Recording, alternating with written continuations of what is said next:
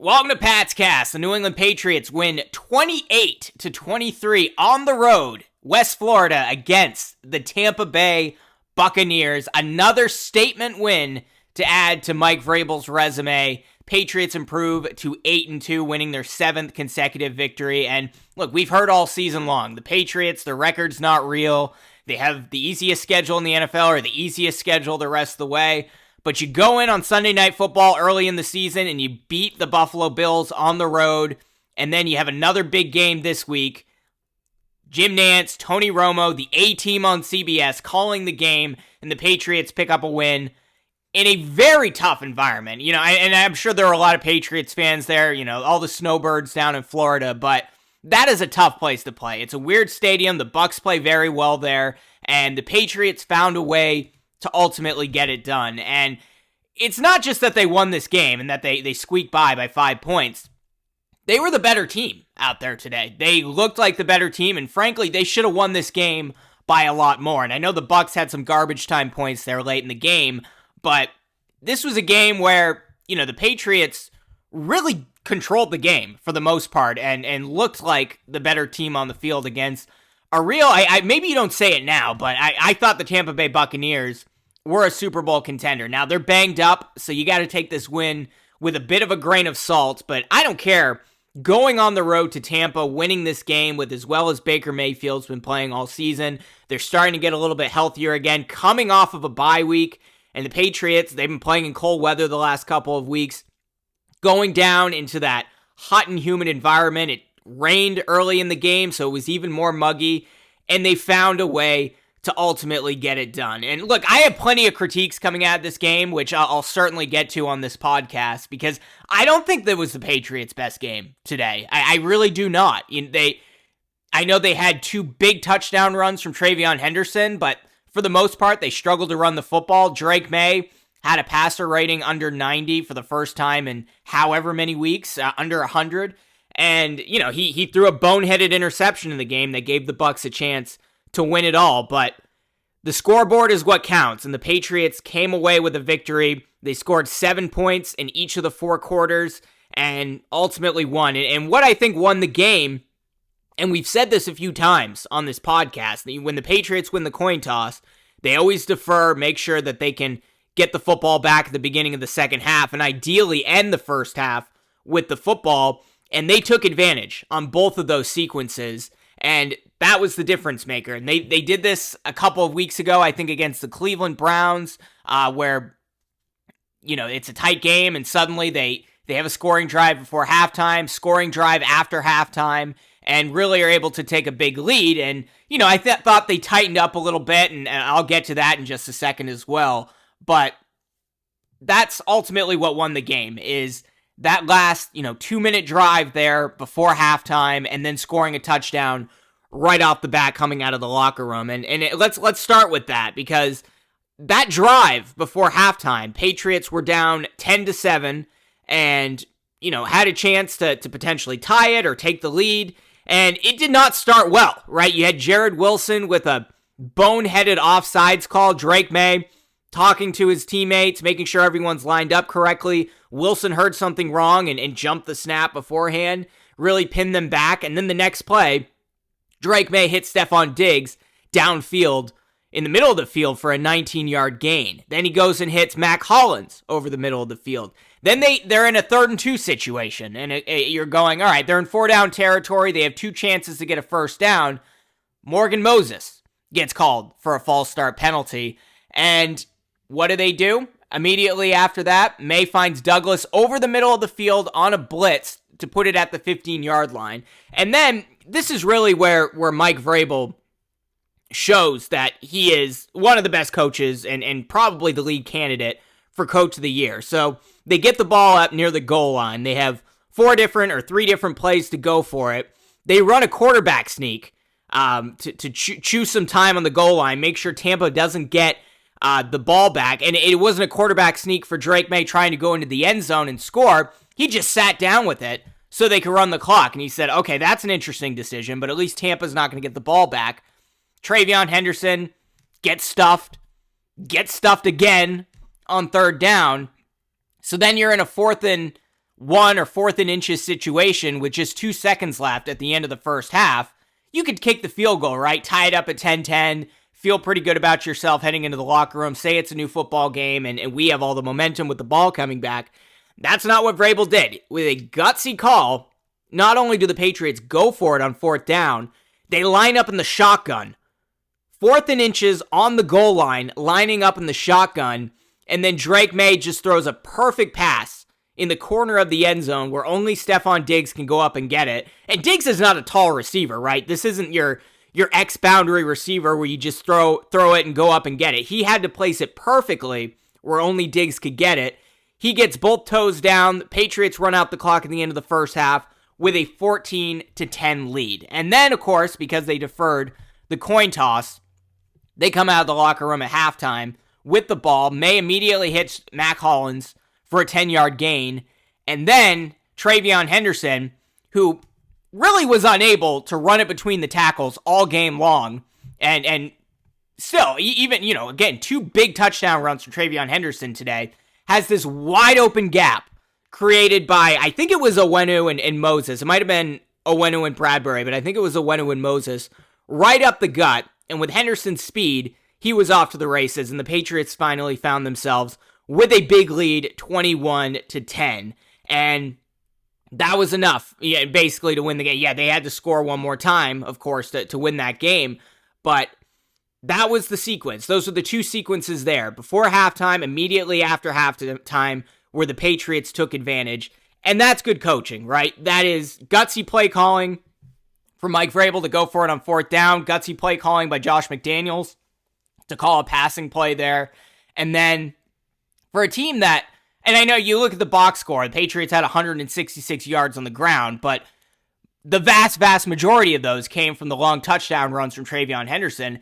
Frankly, they could not run the ball all game long, and they still were able to find a wide open gap there and score and take a big lead. And that's ultimately what won them the game. So Patriots win 28-23 over the Tampa Bay Buccaneers. A little nerve-wracking there in the second half. Of course, the Bucs, the Patriots defense stepped up quite a bit there in the third quarter, but the Bucs kept it tight, right? And look, they don't have Chris Godwin out there. I don't think Godwin's the same receiver even if he were out there. I think I feel pretty good. Patriots want to throw a ton of money at Chris Godwin. He was their choice over Stephon Diggs during the offseason, and feeling pretty good about the Diggs decision considering, they're both on the back 9 of their careers, but Godwin, I think, is well over the hill at this point, and he can't stay on the field. And then Mike Evans, of course, is out for the rest of the season, but you're going up against Igbukah, who is, one of the best wide receivers in the NFL at this point, and that matchup with Christian Gonzalez was interesting all game long. Gonzalez, I think, won that matchup, but Igbukah got the best of him a number of times during the game.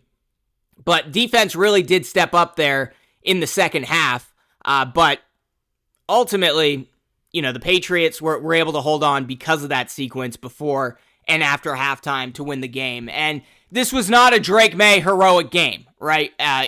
He was 16 of 31 passing, like I said. Other than those 2 explosive runs from Travion Henderson, they could not run the ball between the tackles. They really couldn't run the ball wide zone very well, except for that one Travion Henderson touchdown. But that's what's so important about this team and why they've gone from easy schedule, they're beating up on bad teams, to this team might actually be a legitimate Super Bowl contender because they're not playing their best and they're still winning games. I mean, they certainly didn't play their best last week against the Atlanta Falcons, and as we saw today, Falcons nearly beat the Colts over in Germany, and frankly, they should have won that game.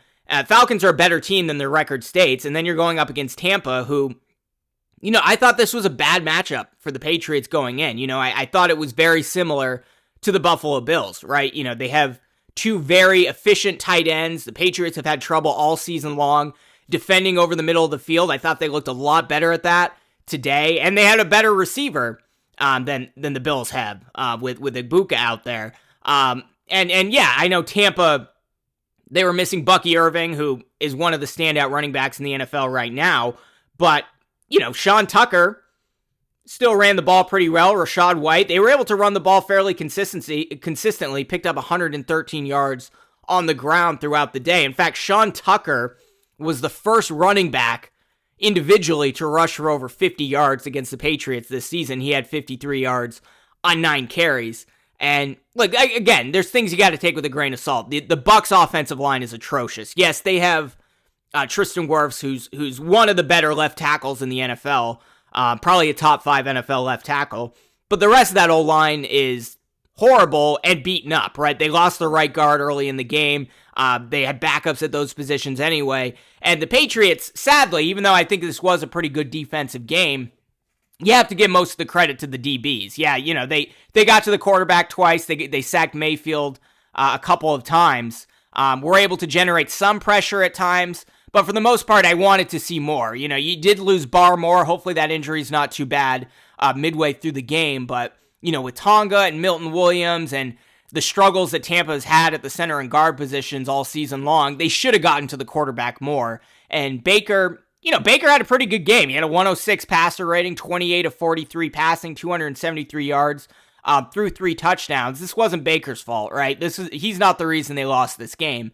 Ultimately, it was the Patriots who struggled probably 80% of the game, but they made explosive plays at the right time, which is a sign, as I've said many times before in the modern NFL, of a good football team. How many times over the years have we seen the Kansas City Chiefs really just struggle all game long, not be able to generate yards on the ground, and then they have an explosive play downfield, or they drop an explosive run play, and that's the difference maker. That's what the Patriots did today, and the ultimate reason why they won this game. So Drake May, I think this was another setback game for him.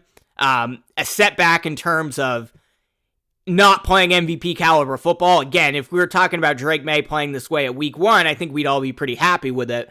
But, just below a 90 passer rating.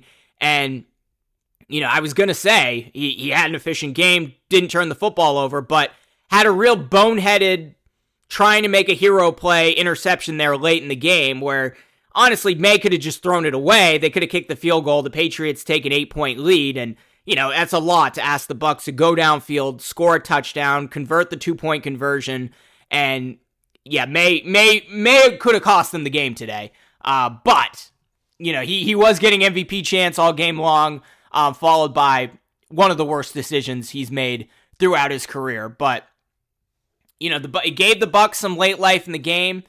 But overall, Drake May showed strong command. Other than that one play, made big plays on critical drives. Before that red zone interception, Patriots really weren't doing much with the football there in the second half, and he hits Mac Hollins way downfield on a deep shot to put the Patriots in the low red zone. But ultimately, he had that pick, which wasn't great. That kept Tampa in the game, but it was still a statement game, right? Drake May, this was the only close game at the 1 o'clock window. Today, all the other games were blowouts. It was the A Crew on CBS, as I said, Jim Nantz and Tony Romo. And the Patriots made another statement that, hey, we're not just a team that beats up on bad football teams. We beat the Bills on the road. We beat Tampa on the road. And, now they have a quick turnaround, right? They have to go on Thursday Night Football against the New York Jets, who obviously are not a very good team. They're basically tanking the rest of the season, trading away Sauce Gardner. But you have a quick turnaround, and that still could be a potential trap game. The Jets looked a lot better today than they've looked at certain points in the season. So that'll be an interesting recovery. I said I think a lot of people are going to say this was the Travion Henderson breakout game, and certainly you can say that, right? He had 2 long touchdown runs, one for 55 yards, one for 69 yards. I do think he made a mistake there late in the game, not sitting down before the end zone. He was so far ahead that, you saw Tony Romo talking about this. He was looking at the coaching staff saying, like, do I run it in? Do I just slide and keep it short of the end zone? May was in the background telling him to sit down. But that ultimately gave Tampa a chance to drive down the field. And the Patriots playing soft defense, a little too soft in my opinion, giving up 20, 30-yard chunk plays downfield. And then Tampa nearly converts on the onside kick there at the end of the game. Perfect bounce, exactly what you want. And a big pickup there by Stephon Diggs, who went down pretty hard. Worried he may potentially have a concussion after hitting the back of his head on the turf, but it's one of those game-ending plays where you're not going to go in the blue tent, so hopefully he'll get away with that, but you do worry a little bit about that. Hopefully there isn't a head injury there. But as I was saying, TreVeyon Henderson, 2 incredible runs downfield, and when he takes off, nobody can catch him. He hit 22 miles per hour, which I think is one of the fastest, if not the fastest, we've seen anyone run in the NFL this season. Breakout game for him because of those 2 plays, but as I said, you wipe those 2 off the board, which you can't, right? I mean, those are the difference makers that won the Patriots the game, because he had 147 yards total, but, you wipe those 2 plays off the board, he really didn't do much, right? He can't run between the tackles very well. He's not very shifty as a running back. They lost Terrell Jennings earlier in the game, had to go to, I always forget his name, D'Ernest Johnson. Yeah, D'Ernest Johnson at running back, had to come in there for a few plays, because honestly, I think Vrabel and McDaniels prefer Terrell Jennings with Ramondre Stevenson out there, because, again, yeah, you get Henderson running to the outside, or you get a big open gap for him, he's going to go downfield and make a big play or score a touchdown, as he did twice today, but he's just not very shifty at running between the tackles, and he really needs some of those open lanes for him. And I do think this wasn't a great game for the Patriots offensive line, both in terms of pass protection and in terms of run blocking, but, they made that wide open gap that allowed TreVeyon Henderson to score that first 55-yard touchdown. I think the second touchdown run was more on Henderson. He ran right into a wall, bounced off of it, and then ran to the outside to get that lane to score the touchdown.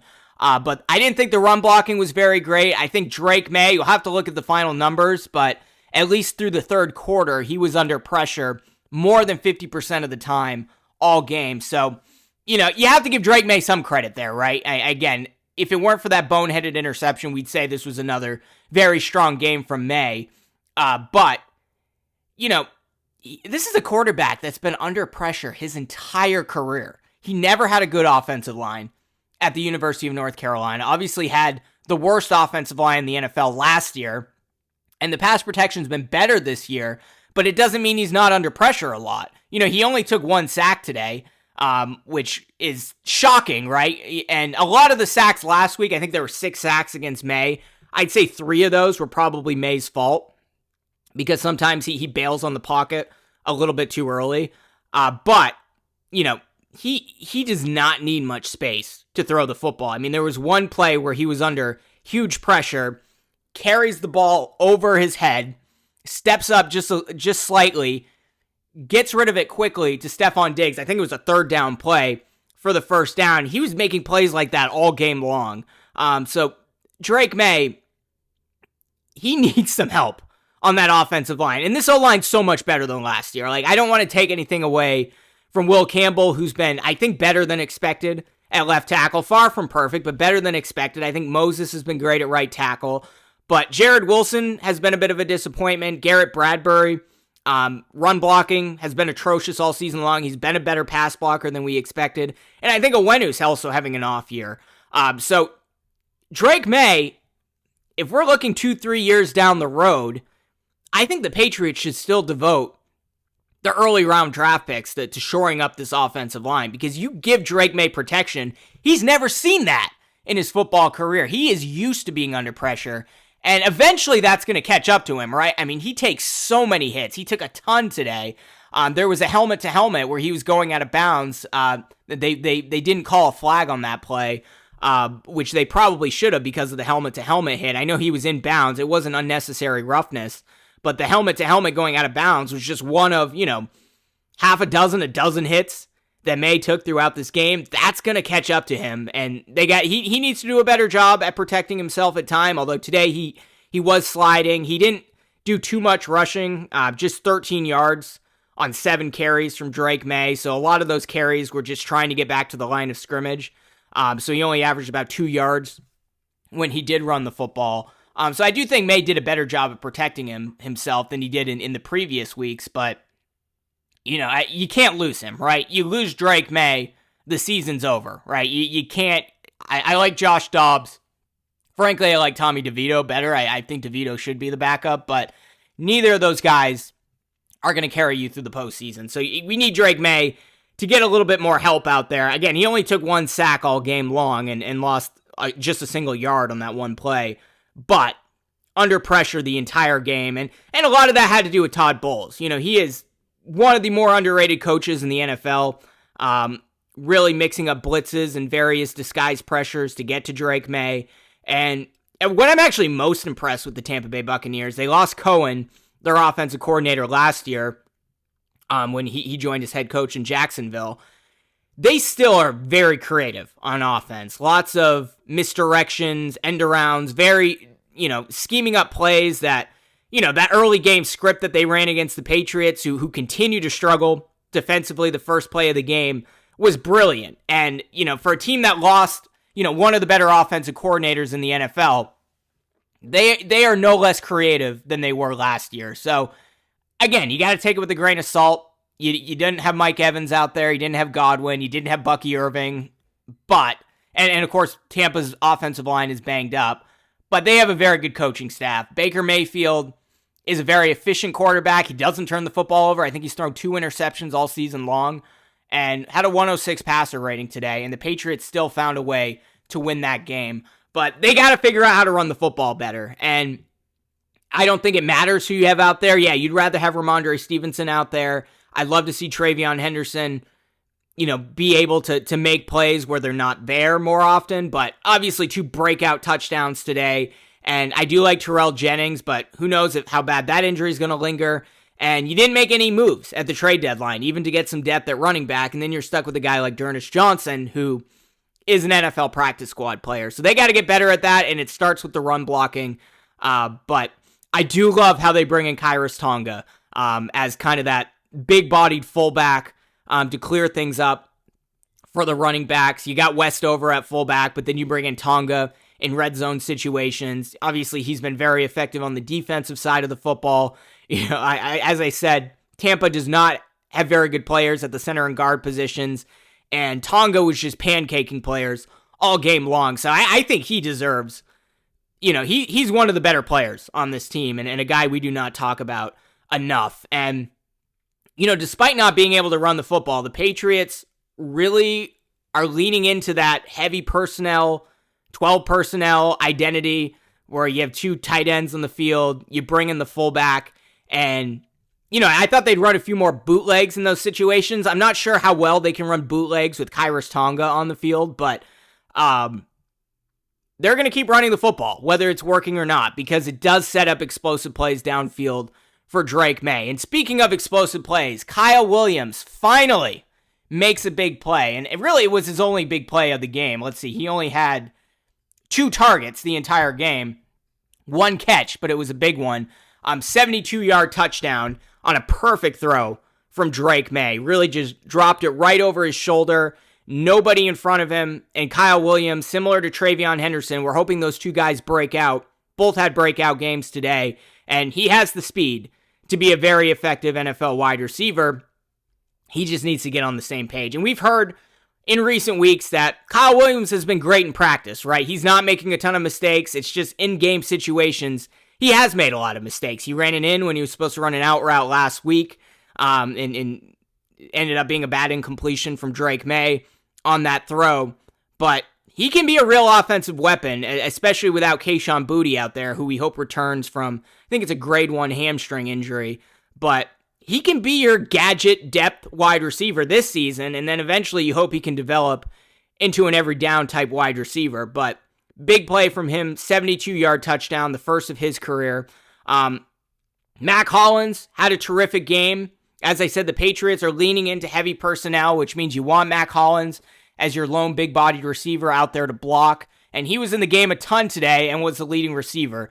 6 catches on 10 targets for 106 yards. Had a big catch there late in the fourth quarter that should have set up a touchdown or at least a field goal if it weren't for the Drake May interception. But really did a tremendous job out there. Mac Hollins, just in terms of being open. It's not even that he's getting open, really. I mean, he's a good 50-50 ball because he's so tall and so big, but he's also just tremendous on those comeback routes. And it doesn't matter how tight the defensive coverage is, he just has such good hands. And that's, he's a big reason why they won this game today, along with Stephon Diggs, who quietly had a really good game. He did have, of course, that touchdown on the toe tap, but I think what was more impressive were the other 4 catches where, I think most of them came on third down.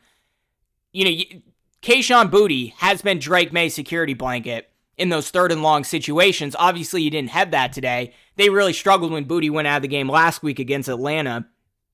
Stephon Diggs was the security blanket for Drake May today. Again, he had that touchdown, 5 catches, also for 46 yards. Demario Douglas, who does not get a ton of reps, has still been very impactful, though. He did have 2 pretty significant catches for 34 yards total. So they're finding interesting ways to use Douglas, instead of him being the bread and butter slot receiver that we thought he would be, that Josh McDaniels always thrives on. It's more between Diggs and Douglas in those situations, and that keeps Douglas fresh, it keeps Diggs fresh, and both of those guys are able to make explosive plays. So I really like how Josh McDaniels has been using both of those guys, not giving them too many reps, keeping Douglas fresh, understanding that Diggs is on the back nine of his career, so he's only going to be on the field about 40 to 50% of the time, but that keeps them both fresh and able to make big plays. I think that's been a big adjustment that we've seen over in recent weeks, and that's working well. Now, I don't love, and this has always been a complaint of mine of Josh McDaniels, frankly, my only complaint about Josh McDaniels, who's going to go down as one of the greatest offensive coordinators in NFL history. Obviously not a great head coach, but tremendous offensive coordinator. But the one thing that I don't love that he does, and I was saying this the many, many years with McDaniels and Tom Brady, when they get a big lead, they really tighten up,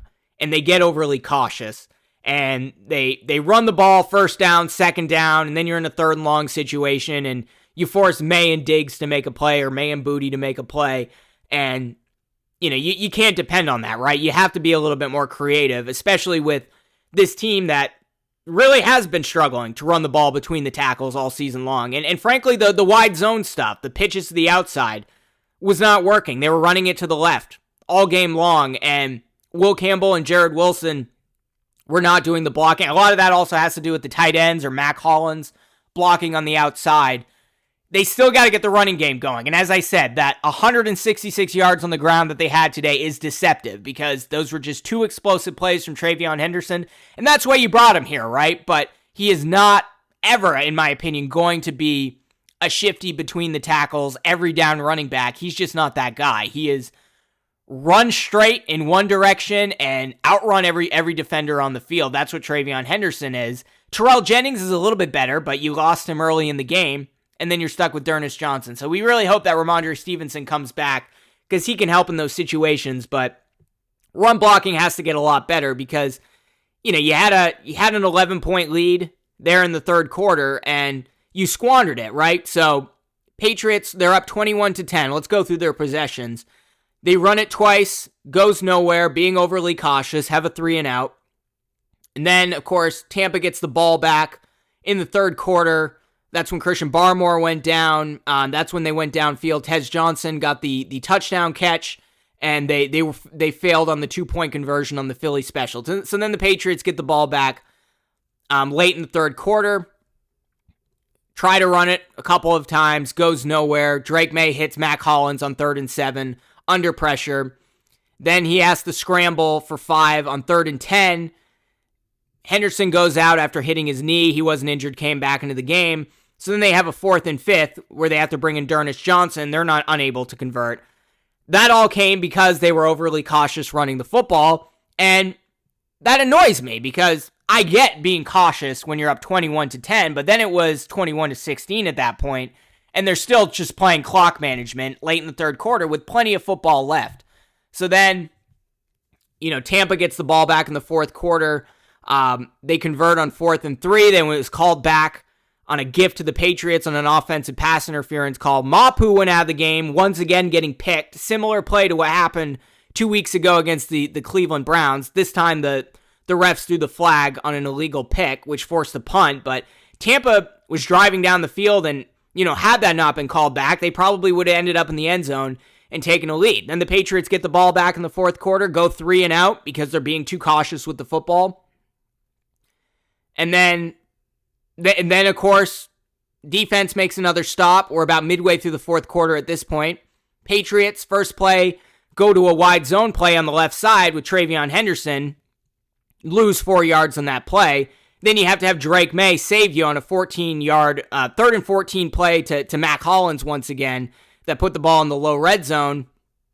And then, of course, that's what led up to the bad pick from Drake May. So I gave you 3 sequences there between, middle of the third quarter, middle of the fourth quarter, where the play calling just lacked any creativity. And that's my only complaint about Josh McDaniels, is this clock management style that they play against explosive teams like the Tampa Bay Buccaneers, who can get back into the game very quickly. 21-10 early in the third quarter against a team like Tampa is not a big lead. So really want to see more creativity. Throw the ball on first down from time to time, even with the big lead, because that game was a lot tighter than it should have been. The Patriots should have at least been throwing the ball more on one of those 3 possessions that I mentioned, and been able to expand that lead, and they tightened up a little bit too much. But have to give the defense credit, though, because they made a ton of stops during those sequences that I talked about. They obviously, this was a big game for Caleb Von Chason. He now has 6.5 sacks on the season. That's a career high for him. Sacked Mayfield once. I didn't love the soft defense there at the end. You can play soft, give up 10, 15 yards, but they're giving up 20, 30 yards down the field to Tampa there late in the game. But overall, Marcus Jones, who we thought came down with an injury, looked a lot better there in the second half after a blown coverage against Ibuka on the first drive of the game. Carlton Davis gave up a touchdown to Tez Johnson, but for the most part, what did Ibuka do? He had 6 catches for 115 yards. So not all of that was against Christian Gonzalez, but a lot of that came when they were playing soft D there in the fourth quarter. I think some people are going to say this was a bad game from Gonzalez.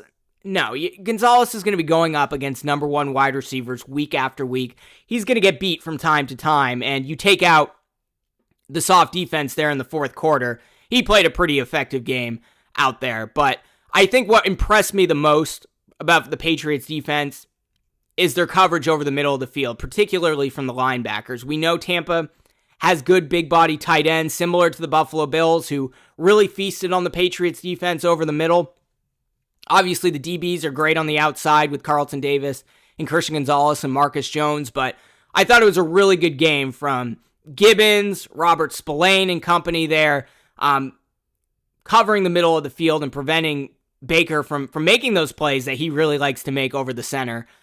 So a really strong game from the defense today, which, everyone's going to look at the 2 Travion Henderson runs and some of the explosive plays that the Patriots made downfield today, but the defense won them this game today. And I do think that front 7 is one of the better in the NFL at this point in time. Let's hope Christian Barmore, the injury is nothing too big. But overall, outside of that red zone interception from Drake May, I thought this was a clean game from the Patriots. They only had 5 penalties all game, and 2 of those were those potential drive killers from Morgan Moses and Jared Wilson that Drake May had to make up for. But as I said, I think Patriots are not playing perfect football and they're beating good teams. I think the Falcons are a better team than their record shows. They won last week despite not playing their best. I don't think they played their best today. The defense stepped up. They couldn't really run the ball worth a damn other than those 2 explosive plays. And they're still beating good teams. And that's the sign of a Super Bowl contender. Now, I don't want to get ahead of ourselves, right? They're 8-2. They've beaten up on a lot of bad teams, but you now have 2 statement victories against the Buffalo Bills and the Tampa Bay Buccaneers on the road. You have some tough games still on the schedule, though. You have to play the Bills one more time. I don't think that road game on Cincinnati is going to necessarily be an easy one, even though the Patriots should be the favorite. And then, of course, the Baltimore Ravens, right? They have Lamar Jackson back. They're getting healthy. I think they won today over Minnesota, so they improved to 4-5. I think they're going to stack up a few more wins. That's I think a late November or December game on the road against Baltimore. That's going to be a big one, right? Going up against a mobile quarterback like Lamar Jackson, assuming he stays healthy and is out there. But look, this is a physical, explosive, mentally tough team that starts with the coaching. It starts with the quarterback who seems to be able to just take every hit thrown his way and bounce back play after play.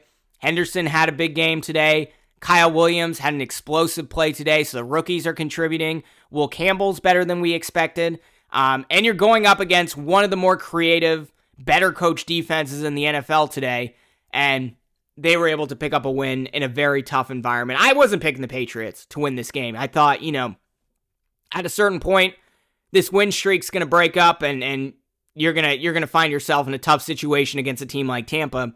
Nope, they've won 7 in a row, and now they have a very winnable game on 3 days rest against the New York Jets in the new rivalries uniforms. So, not a perfect game from Drake May. Outside of the 2 plays, the Patriots couldn't run the ball worth a damn today, but the defense held tough. Mac Hollins stepped up. Stephon Diggs stepped up. Henderson stepped up when he needed to. Kyle Williams had a big play. And you were able to stop Baker Mayfield in that explosive offense. And Mayfield didn't turn the ball over. It was a good game for him. And you still found a way to win. So, breakout games today from Kyle Williams and Travion Henderson, even though, as I said, I don't think Henderson necessarily had a great game outside of those 2 plays. K'Lavon Chaisson continues to be probably the best defensive player on the field outside of Christian Gonzalez. And, the penalties, only 5 today. 2 of those came from boneheaded offensive line off starts. We're no longer talking about this is a surprise victory, right? The Patriots were a slight underdog heading into today's game, and they came away with a win. And I don't love the pre-snap penalties, but for the most part, they limited the penalties, and we're now talking about a potential Super Bowl contender. And in even better news, the Buffalo Bills, division games are weird, right? Going on the road down against the Miami Dolphins. Tua had a great game today. They lose badly to Miami. The Patriots now have a 1.5 game lead in first place in the AFC East, which is really a 2-game lead because they own the tiebreaker, at least at this point in time, over Buffalo. What a win. What a win for the Patriots. And as I said, if they played a perfect game and squeaked by Tampa, we'd all be excited. But the fact that it was a far from perfect game and they're still able to pick up a victory against a very, very good football team, a little banged up, but getting healthier, coming off of a bye, going down after playing 2 cold weather games in Foxborough, going down into that tough environment. Very hot, very humid. Patriots playing in the pouring rain, their first offensive possession of the game, and Drake May, that is a little bit of a concern, I will say. Drake May, we have not seen him play in bad weather, much at all, in his career, and had 1 drive in the pouring rain today and overthrew 3 straight balls to Mac Hollins.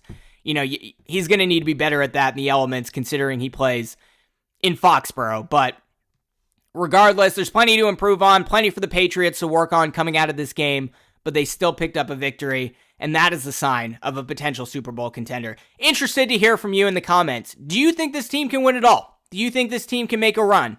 And not just win a playoff game, but potentially get to the AFC Championship game or even get to the Super Bowl and make a run. They're well coached. They got one of the better quarterbacks in the NFL who's in the MVP race. And they're winning games against good teams despite not playing their best. I'm not saying they're the favorite. I wouldn't pick them over, the Eagles or maybe even the Colts or the Broncos, who are playing very well at this point. I would have said Buffalo or Kansas City, but they've certainly had their struggles. I think the AFC is wide open and the Patriots have a real shot, but let me know in the comments below. Do you think the Patriots are a legitimate Super Bowl contender now that they sit at 8-2 with a 1.5 game lead in the AFC East? Curious to hear from you. And if you're watching on YouTube, be sure to smash that like button, subscribe to this channel, hit that notification bell, or subscribe if you're listening on Apple Podcasts or Spotify, and we'll see you very soon.